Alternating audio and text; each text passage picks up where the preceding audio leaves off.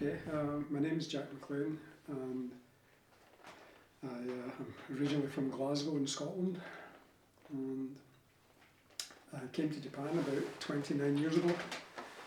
So I live in Tokyo, and studied at Glasgow School of Art.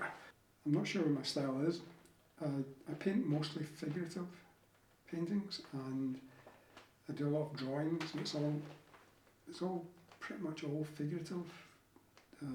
And usually always use black and white. I never use colour. So I guess if I have a recognisable style, it would be that my work's in monochrome.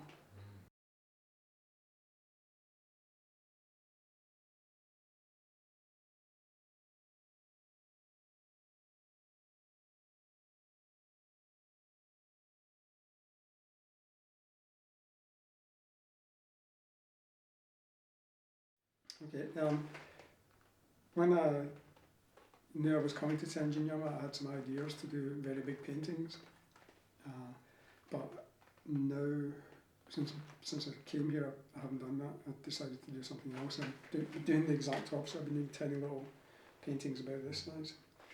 Of this character that came into my mind when I was back in Glasgow in June. I went back to Glasgow for the first time in 4 years. And I was at my mother's apartment, and I found these, it's like a little disguise. It's glasses with a nose and a moustache and eyebrows, and it's based on the image of Groucho Marx, this famous comedian from the 1930s in America. So I'd completely forgotten about this disguise, and I had bought it from a shop in Glasgow called Tam Shepherd's that sells tricks and magic jokes and magic stuff. I brought it with me back to Japan, and on the way travelling back I stopped off in London, and I had to wait around to get my flight and everything, and I started doing these drawings of this character wearing this disguise, and that's what I've been working on, just these tiny little paintings of this character wearing this disguise in a suit. I've got the drawings here. I can show you a couple of the drawings on it. Yeah, so it started out like this. And I introduced a seagull for some reason. A seagull, yeah. And so the seagull was introduced, and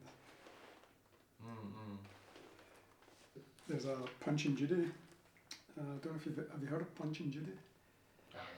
Punch and Judy is a traditional British form of, I guess, children's entertainment that's usually performed on a beach, and it's two glove puppets, and they kind of have squeaky voices and they fight with each other, and the kids watch it. It's not very, I don't think it's much fun, but I guess in the 1920s and 30s kids loved it. It would be like animation. But anyway, this is the kind of my Punch and Judy show on a beach. So that's one of the projects that I have been working on while here. Another project I've been working on is a painting that, well, I started this painting called 1,000 Rockers, One Fucking Bike, and it's a 2 metre big painting, and it's got over 1,000 characters in it, and a little space for one motorbike. There's no motorbike though. So I'm going to show the painting at Tenjin-yama this month, and there's other related paintings to that, smaller ones, but one of the paintings I started here was a study for another big painting that I'll probably do. And again, when I was back in Glasgow, just by chance, someone introduced me to a man who's making a wall of death. It's like a circus act. Yeah, it's called the Wall of Death, and basically it's a how would you say, circular space that motorcycles go around the inside, vertical surface of this construction. So he's building it by himself, sometimes with some volunteer helpers.